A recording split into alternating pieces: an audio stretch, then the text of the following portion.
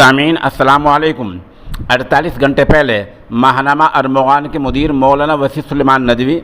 और मुस्लिम personal law board के शहर कादी मुफ्ती आशिक फुलती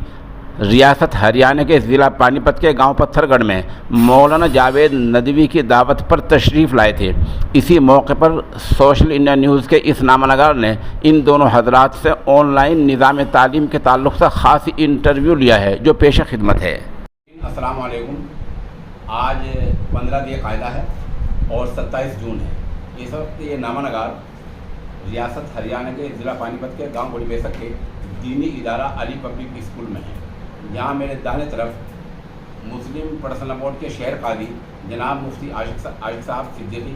फुलती और बाएं तरफ जामिया इमाम वलीउल्लाह फुलत शरीफ के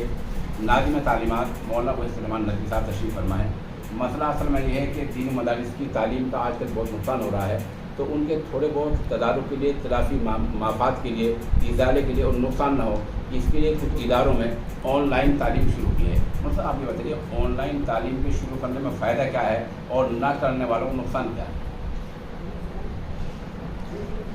असल में जो लोग ऑनलाइन तालीम की मुखालिफत कर रहे हैं और वो समझ रहे हैं कि इससे हमें नुकसानात होंगे, वो ये है कि दीनी इदारे एक तरह से रूहानी सिस्टम के ताबे होते हैं और उनमें अखलाकियात पर बहुत ज़ोर दिया जाता है। दीनी मदारिस का ख़ास इम्तियाज़ ये है कि वो दीनी उलूम के साथ इस्लामी अखलाक को पैदा करने की तरफ ख़ास तौर पर मुतवज्जे हैं और इस सिलसिले में वाकई नुमाया काम कर रहे हैं। तो अब अगर हम ऑनलाइन तालीम उनमें शुरू करेंगे तो इन लोगों का कहना यह है कि मोबाइल में चूँकि बहुत सी गैर अखलाकी चीज़ें जुड़ी हुई हैं, तलबा को अगर हम मोबाइल इस्तेमाल करने के लिए अलाउ कर देंगे, हर वक्त उनके पास मोबाइल रहेगा, तो वो नेकी कम कमाएंगे, बुराइयां ज़्यादा करेंगे। इस तरह हम उनके अखलाक को महफूज नहीं रख सकेंगे। दूसरा फ़र्क ये पड़ रहा है कि अगर इस तरह की तालीम ऑनलाइन दी जाएगी तो चूँकि तलबा क्लास में सामने जब होते हैं तो एक उस्ताद उनकी निगरानी भी करता है, उन्हें देखता भी है। इस हालत में तलबा सामने नहीं होते हैं तो उनके जहनों तक कोई बात पहुँचा पाना, पूरी तफसील करना मुमकिन नहीं होता है। यहाँ तक कि बाज़ तलबा ज़ाहिरी तौर पे हाज़िरी देते रहते हैं और अलग हालांकि वहीं बैठकर कोई दूसरे काम करते रहते हैं, तो ऑनलाइन में इसको पकड़ पाना मुश्किल होता है। तो कहा यह जा रहा है कि इसकी बुनियाद पर उससे कोई बड़े नताइज नहीं निकाले जा सकते, या ये कि कम से कम वो आम तालीम का बदल नहीं बन सकता। ये उन लोगों की राय है जो लोग ऑनलाइन तालीम के मुखालिफ हैं। हम लोग दारुल उलूम नदवतुल उलमा लखनऊ की चूँकि बाकायदा ब्रांच चलाते हैं फुलत में, और नदवतुल उलमा लखनऊ में पिछले साल भी तलाफ़ी माफात के तौर पर ऑनलाइन तालीम का सिलसिला शुरू किया गया था। तो हम लोगों ने भी ये सिलसिला शुरू किया। हमने तजर्बे से ये बात पाई कि असल में अगर एहतियात के साथ और तवज्जो के साथ इस पर काम किया जाए तो ऑनलाइन तालीम के ज़रिए हम बहुत सारे जो कमज़ोरियाँ हैं उन्हें दूर कर सकते हैं और कम से कम उसका फ़ायदा बहरहाल हासिल कर सकते हैं। हमने ये पाया है कि मसलन वो तलबा जो 2 साल से सिरे से नहीं पढ़ रहे हैं और बिल्कुल किताबों से दूर हो गए हैं, अब उनको दोबारा किताबों तक लाना या वो चीज़ें जो उन्होंने पढ़ी थी, नहू सर्फ है, अरबी की ग्रामर है या अंग्रेज़ी की ग्रामर है, वहाँ तक लाना बड़ा मुश्किल है। इसके बरखिलाफ़ अगर हम थोड़ा बहुत भी इनको ऑनलाइन के ज़रिए जोड़े रखेंगे तो कम से कम ये लोग अपने मौजू से जुड़े रहेंगे, और जब कभी तालीम शुरू होगी तो ऐसा नहीं होगा कि 2 साल 100% ज़ाय चले गए। किसी न किसी हद तक ये वक्त जो होगा वो कारामद बन जाए।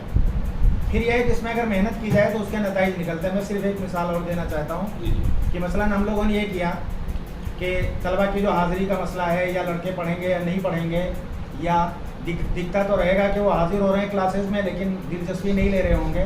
तो उसके लिए हम लोगों ने ये किया कि जब पहले शशमाही इम्तिहान का नंबर आया तो फिर सालाना में भी इसका तजुर्बा किया कि शशमाही इम्तिहान में हमने आधे साल का निसाब होता है, शशमाही वाला निसाब, उस पूरे निसाब से हमने तमाम असातिज़ा के ज़रिए 50 सवाल बनवाए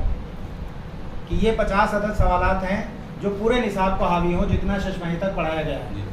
उन सवालों को हमने तलबा के सामने 15 दिन पहले तकरीबन आउट कर दिया कि ये 50 सवाल आएंगे, इनमें से 5 सवालों के जवाब देने हैं। तलबा को इस मजबूरी के तहत कि इन्हीं 50 में से आना है और वो पूरे निसाब पे हावी थे, तो उन 50 सवालों की तैयारी करनी पड़ी और उन्हें मजबूरन निसाब पढ़ना पड़ा। जो तलबा बहुत कमज़ोर थे, जो पूरे निसाब की तैयारी नहीं कर सकते, तो उन्होंने अपने दूसरे साथियों से मदद ली। यहाँ तक ये हुआ कि बाज़ तालिब इल्मों ने उन 50 सवालों के तहरीरी जवाब लिखकर लोगों को दे दिए और तलबा ने उन जवाबों को बहरहाल याद किया, रटा या किसी तरह उसे महफूज किया। जब हमने इम्तिहान लिया तो उन्होंने अच्छे इम्तिहान दिए, तो उससे ही अंदाज़ा हुआ कि 6 महीने जो कुछ हमने पढ़ाया था, तलबा ने पूरी जिम्मेदारी से या दिलचस्पी से पढ़ा हो या ना पढ़ा हो, लेकिन इम्तिहान के वक्त उनको अपने निसाब की कम से कम बहसें ज़रूर याद थी, चाहे इबारतें ना याद हों। तो इस लिहाज से उसका फ़ायदा महसूस हुआ। सालाना में भी हमने इसी तरह 100 सवालों का टारगेट निशाना रखा था और इस तरह हमने फ़ायदा उठाया, तो इसलिए फ़ायदा हुआ। फिर एक बात और है, ये बात हम लोग पहले से भी मानते रहे हैं कि असल में ऑनलाइन तालीम क्लास की तालीम का 100% बदल नहीं है, यकीनन वो उससे कम दर्जे की चीज़ है, लेकिन कुछ ना हो रहा हो उसके मुकाबले में बहरहाल ये सिलसिला मुफीद है और इससे फ़ायदा उठाया जाना चाहिए। हमने चूँकि तजर्बे से पाया है कि इसका फ़ायदा हो रहा है, तो इसलिए हम लोग ये राय आपके सामने रख रहे हैं कि जो इदारे बिल्कुल ही बंद हैं उन्हें चाहिए कि कम से कम वो ऑनलाइन तालीम का सिलसिला शुरू करें और अपने तालिब इल्मों को उससे जोड़ कर रखें। नाज़रीन, मेरे दानी तरफ में इमामुल हदीस शाह अब्दुल्लाह के उस्ताद मोहतरम मौलाना आशिक साहब थोड़े तशरीफ़ फरमा है। और मौलाना साहब, आपको बतला दूँ कि नाज़रीन, इमामुल हदीस शाह अब्दुल्लाह का आबाई वतन है अब्दुल शरीफ, वहाँ आप all India Muslim personal board के शहर खादी भी हैं। दूसरा मेरा दूसरा सवाल ऑनलाइन तालीम के बारे में ये है कि आदाद और शुमार की रोशनी में मुल्क की 45% आबादी के पास में ऑनलाइन तालीम का निज़ाम नहीं है। तो इस तरह के हालात अगर होते हैं तो उसमें हमें किन हालात क्या करना चाहिए, और अगर हालात मुकम्मल सही हो जाते हैं क्या फिर भी ऑनलाइन तालीम का सिलसिला जारी रहेगा? बिस्मिल्लाहिर्रहमानिर्रहीम। ज़ाहिर है कि एक हकीकी बात है कि ऑनलाइन तालीम का सिलसिला कायम किया गया है, या जहाँ जहाँ मुमकिन हुआ वहाँ लोगों ने इसका नज़म किया है। ये निज़ाम जुज़ वक्ती है, ये हमेशा के लिए नहीं है। चूँकि मुल्क के अंदर हालात इस तरह के हैं कि ख़ास तौर पर दीनी मदारिस के अंदर तो हॉस्टल का नज़म होता है, तो हॉस्टल खोलने की भी इजाज़त नहीं है हुकूमत की तरफ से, तो तलबा का तालीम का नुकसान न हो, इसके पेश नज़र ऑनलाइन तालीम का सिलसिला कायम कर दिया गया है। तो ये वक्ती है और इंशाअल्लाह जब भी हुकूमत की तरफ से गाइडलाइन आ जाएंगी हॉस्टल खुल जाने की या क्लासरूम खुल जाने की, तो इंशाअल्लाह वही सिलसिला जो तालीम व तरबियत का है दीनी इदारों का, वो अल्लाह के हुक्म से जारी रहेगा और उसकी तवक्को भी है और उसके लिए मुस्तकिल दुआ गो भी है। रही ये बात कि सब लोगों के पास इसका नज़्म नहीं है, ये बात तो हकीकत है, लेकिन इस बात से भी इनकार नहीं किया जा सकता कि हमारे यहाँ एक बड़ी तादाद के पास मल्टीमीडिया मोबाइल मौजूद है। यानी सिर्फ ये सोच लेना कि कहाँ से मोबाइल आएंगे, किस तरह से नज़म किया जाएगा या घर वालों को दुश्वारी होगी, ऐसा हरगिज़ नहीं है। जो तालिब इल्म हमारे यहाँ ज़ेर तालीम है उनके पास खुद अपना मोबाइल है,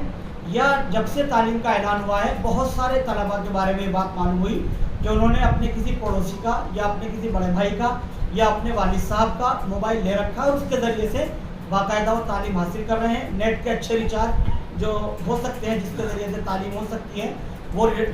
वालिदैन ने, उनके घर वालों ने वो नेट के पैक भी रिचार्ज करा दिए हैं। तो अल्लाह का शुक्र है, उससे महरूम नहीं हो रहे हैं लोग। यानी ये उज़्र नहीं हो सकता कि मोबाइल नहीं है, मोबाइल का नज़म है, खुद अपने पास भी बच्चों के मौजूद है, वालिदैन का है, या जैसे किसी और से उन्होंने ले लिया। बहुत से तलबा ने बताया जैसे हमें बच्चे की हाजिरी लेनी थी कि ये मौजूद है नहीं, और